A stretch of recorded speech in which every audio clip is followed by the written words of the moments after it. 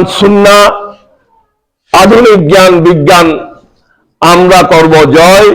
শাহ জিল্লুর রহমানের রহমানিয়া ফাউন্ডেশনের উদ্যোগে মেধাবী শিক্ষার্থীদের সংবর্ধনা সহ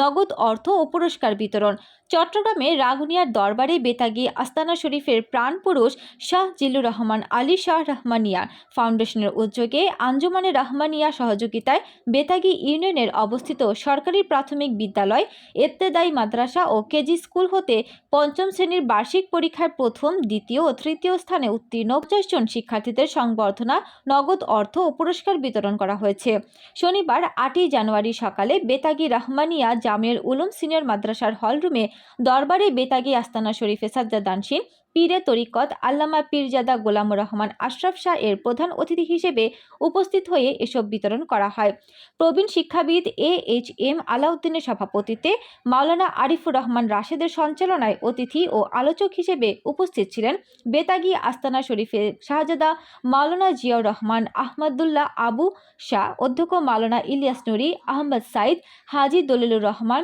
master Farid Ahmed, master Faruk Ahmed, master Abdur Rahman, Mohammad Shahjahan Attari, Mohammad Jamal Hossain, Mohammad Ibrahim Talukdar, মাওলানা মোজাম্মেল হক, মমতাজুল হক, মোহাম্মদ আবদুল্লাহ, মোহাম্মদ জাবেদ ও মোহাম্মদ।